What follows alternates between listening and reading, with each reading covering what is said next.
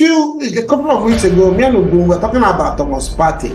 Ogun asked me a question, what would I do with Partey? I think instinctively I said, because of the way his injury and stuff like that, I will sell him if I get a good offer. We argued about it and eventually agreed to Ogun. But the next week, Partey plays against.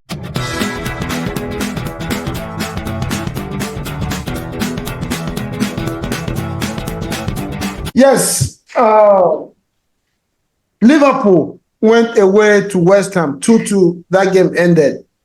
Quickly, Ugun, where does Klopp coming into this collapse of as such for Liverpool, considering the fact that, like I say, I've been saying it for weeks now, Liverpool no longer play with structure or the Klopp philosophy that we know Liverpool for. I know we know they've always been fire, but they've had some kind of structure.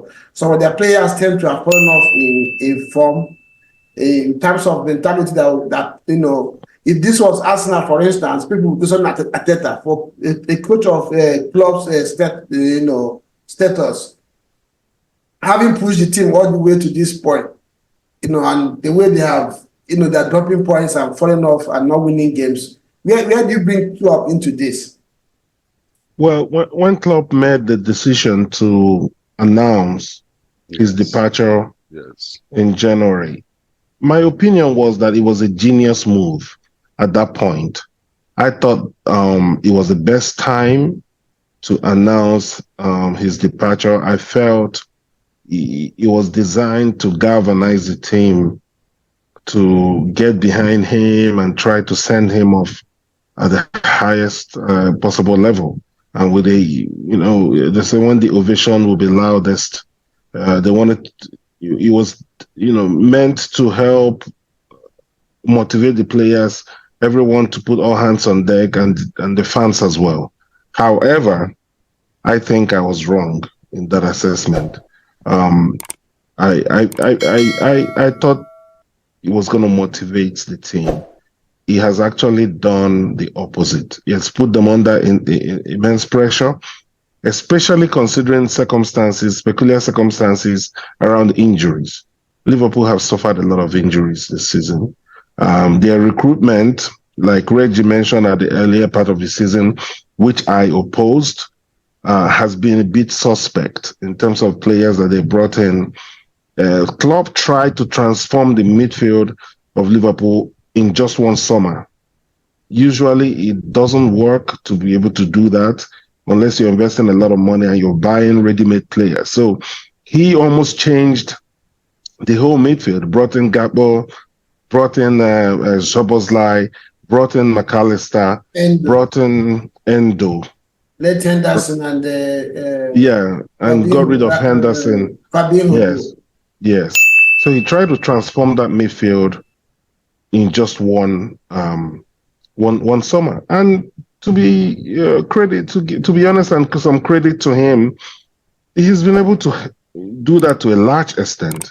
They challenged for the EPL up until a couple of weeks ago. So you can't necessarily just dismiss everything he's done.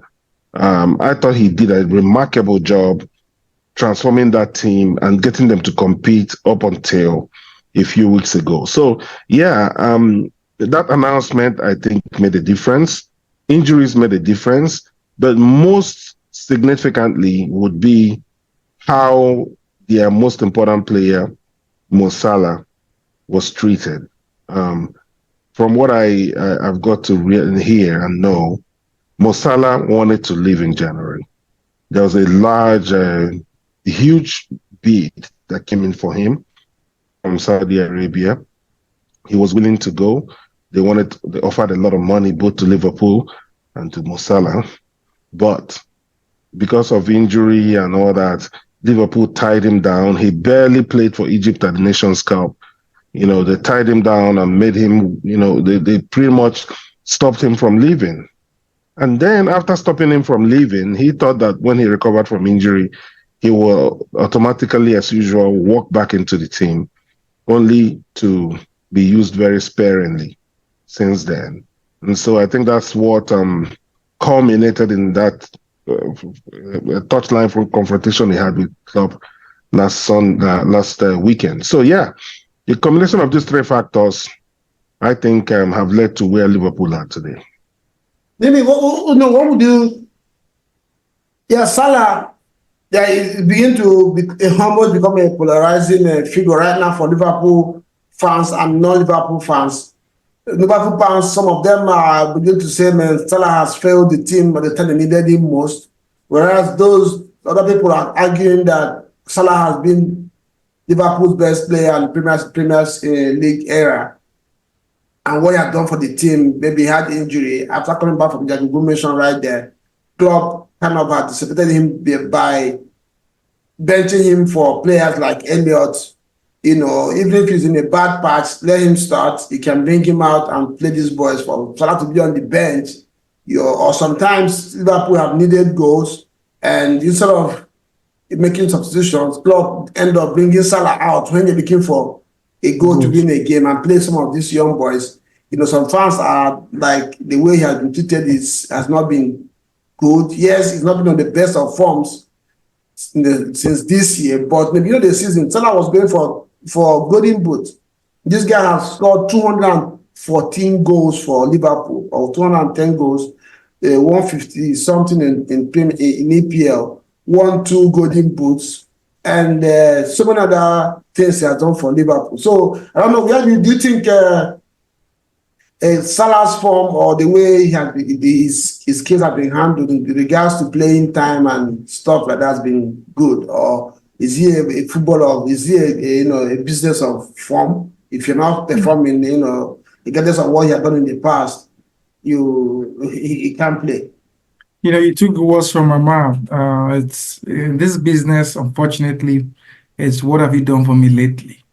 And the way it is, Mo Salah has not been the best of form since the African Nations Cup. That's the truth of the matter.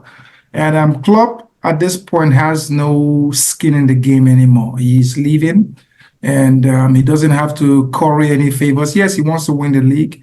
And sometimes, too, when a manager says, I'm leaving, there are two variables that come in. Either you have players that want to fight to send off the manager, or you have players that are dropping tools. I can't wait for him to go. Are dropping tools and saying, you know what, after all, even if we're impressing, it's not going to be the next manager next season, and that's what has happened to Liverpool. At first, it was inspirational. They wanted to give Klopp this farewell send-off. But after that, Manchester, remember they were going for the quadruple. After the Manchester wheel fell off that game, it has gone downhill since then. They went out from the FA Cup, the UEFA Cup, got kicked out, and the league, they just couldn't keep up, losing to Crystal Palace, dropping points to West Ham, and dropping points. So it has been really bad for them. I feel for them. I wanted a fairy tale ending for Georgian, but at this point, it's not going to be. Liverpool, they would have to rebuild with a new coach that's coming in. He would have to let some players go. Players like Mo Salah, he should be 32. It's time they start looking at his future. They start looking at Van Dijk, although he's still at this premium, but we got to look out for the future right now. Van Dijk at best has 1 or 2 more years left at the top level. You have players like Robertson that are coming up to age, and you just have to renew that squad back up. And, we will miss Jurgen Klopp, but, this season it's the Arsenal-Manchester City show. Jim, a couple of weeks ago, me and Ogun were talking about Thomas Partey. Ogun asked me a question, what would I do with Partey? I think instinctively I said, because of the way his injury and stuff like that, I will sell him if I get a good offer. We argued about it, and eventually I give it to Boom. But the next week, Partey plays against Chelsea and gives a stellar performance, and reminded us of his quality. A few moments ago, we were talking about Chelsea. One of the issues that came up is that these young players in Chelsea do not have mature players who have done it week in, week out to groom them. To help let them understand how professionals behave, that helps them make sure that they perform season in, season out for years. Now Salah is 32 years because of sports science. 32 years is no longer old. People, Lewandowski is 37 or 36. He's still playing in Barcelona. Gundogan is still playing. So do you think Liverpool should get rid of players like Salah and Van Dijk, or on the contrary, keep them in the team and help these young players, help them rebuild the team? As time goes on, they can start dropping by playing times. What do you think Liverpool should do at this point? When I see people talk about the dip in form of Salah, I tend to disagree. If you see the number of goals that this guy Nunes loses, the number of goals that that he will lose, Salah will convert 80 to 90% of those goals. And most of the good chances were created by Salah. And most of the good chances, even in this game that this is the last game that Salah was introduced. Immediately Salah got introduced, you will see that the chances that he creates are scoreable chances.